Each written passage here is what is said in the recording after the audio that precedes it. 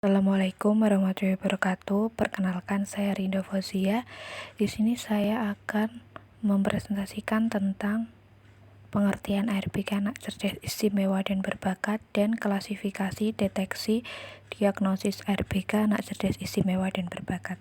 Selanjutnya, yang pertama ada pengertian anak cerdas istimewa dan berbakat.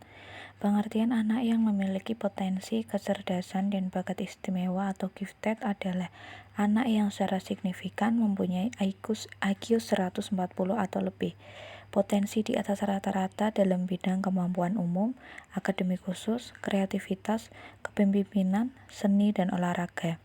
Anak berkebutuhan khusus atau gifted adalah anak dengan karakteristik khusus yang berbeda dengan anak yang pada umumnya, tanpa selalu menunjukkan pada ketidakmampuan mental, emosi, atau fisik. Anak cerdas istimewa adalah anak yang memiliki kemampuan intelektual tinggi atau gifted, serta menunjukkan penonjolan kecakapan khusus yang bidangnya berbeda-beda antara satu anak dengan anak yang lain, atau talented. Anak berbakat merupakan satu interaksi di antara tiga sifat dasar manusia yang menyatu. Ikatan terdiri dari kemampuan umum dengan tingkatan di atas kemampuan rata-rata, komitmen yang tinggi terhadap tugas-tugas, dan kreativitas yang tinggi. Anak berbakat ialah anak yang memiliki kecakapan dalam mengembangkan gabungan ketiga sifat ini dan mengaplikasikan dalam setiap tindakan yang bernilai. Dan menurut definisi yang dikemukakan Renzulli, anak berbakat atau gifted adalah satu interaksi di antara tiga sifat dasar manusia yang menyatu. Ikatan terdiri dari kemampuan umum dengan tingkatannya di atas kemampuan rata-rata, komitmen yang tinggi terhadap tugas-tugas, dan kreativitas yang tinggi. Anak berbakat atau gifted adalah anak yang memiliki kecakapan dalam mengembangkan gabungan ketiga sifat ini dan mengaplikasikan dalam setiap tindakan yang bernilai. Anak-anak yang mampu mewujudkan ketiga sifat itu di masyarakat memperoleh kesempatan pendidikan yang luas dan pelayanan yang berbeda dengan program-program pengajaran yang reguler. Ada tiga pembagian untuk anak-anak berbakat ini. Yang pertama, ada jenius, IQ 140-200, atau memiliki kecerdasan yang luar biasa. Sisi positif yang dimiliki mereka antara lain, daya abstraksinya baik sekali, mempunyai banyak ide, sangat kritis, sangat kreatif, suka menganalisis, dan sementara sisi negatifnya seperti cenderung hanya mementingkan dirinya sendiri atau egois, temperamennya tinggi sehingga cepat bereaksi atau emosional, tidak mudah bergaul, senang menyendiri karena sibuk melakukan penelitian, dan tidak mudah menerima pendapat orang lain. Yang kedua, gifted, IQ 125-140, disebut juga gifted dan talented.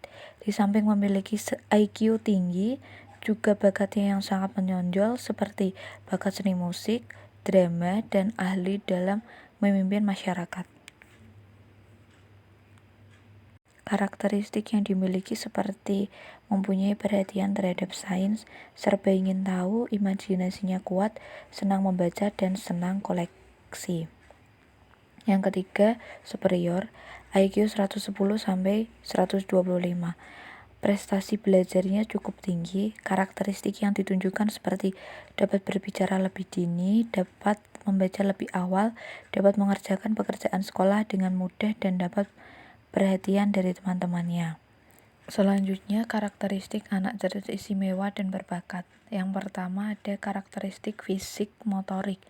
Studi dari Terman terhadap orang-orang yang memiliki IQ tinggi menunjukkan keunggulan fisik seperti tinggi, berat, daya tarik, dan kesehatan dibandingkan mereka yang intelijensinya lebih rendah.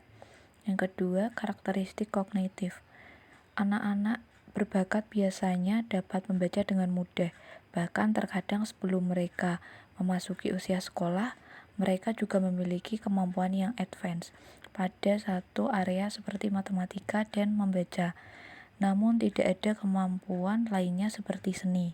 Kebanyakan anak berbakat tidak akan bosan jika mereka diberi pekerjaan yang menantang.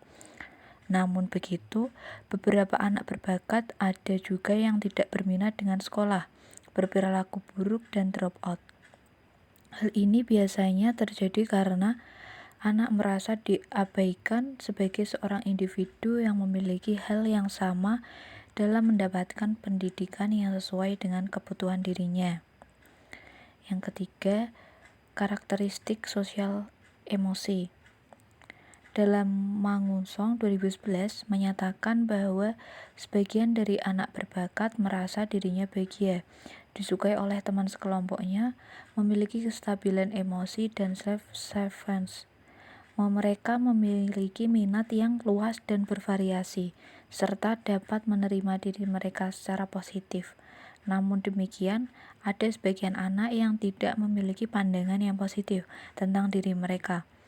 Sebagian anak berbakat juga mengalami pengalaman yang traumatis seperti bullying. Individu berbakat memiliki kecenderungan untuk menjauh dari kelompok usia mereka.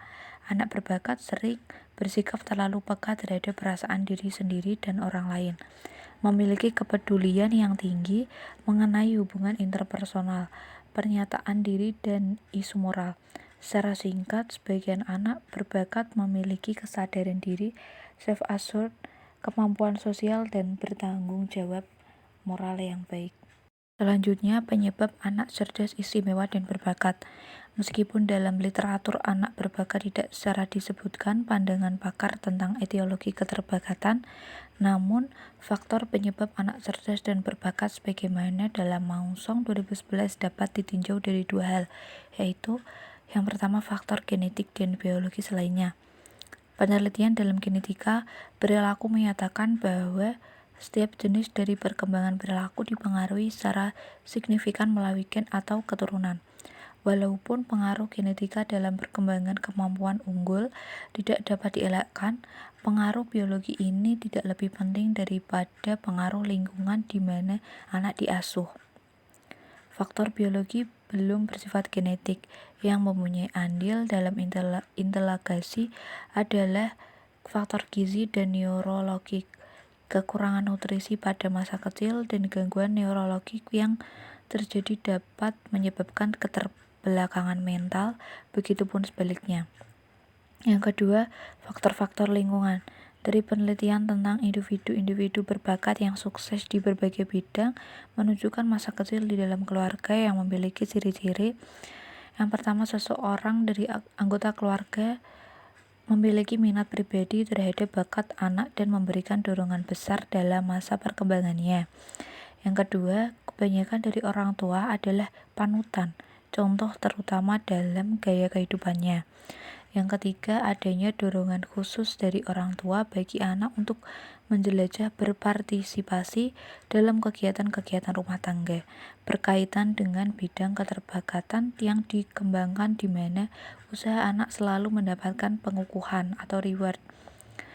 Yang keempat, orang tua memberikan jaminan bahwa anak dapat belajar dalam lingkup keterbukaan mereka. Yang kelima, keluarga menampilkan atau menunjukkan tingkah laku dan nilai yang diharapkan yang berkaitan dengan talent, termasuk mengenai jadwal yang jelas dan standar untuk penampilan yang tepat sesuai dengan tahapan perkembangan anak. Yang keenam, pengajaran bersifat informal dan terjadi dalam berbagai situasi. Proses belajar awal lebih mengarah pada eksplorasi dan bermain. Yang ketujuh, keluarga berinteraksi dengan tutor atau mentor dan menerima informasi bagaimana mengarahkan kegiatan-kegiatan anak. Sekian presentasi dari saya, kurang lebihnya mohon maaf. Wassalamualaikum warahmatullahi wabarakatuh.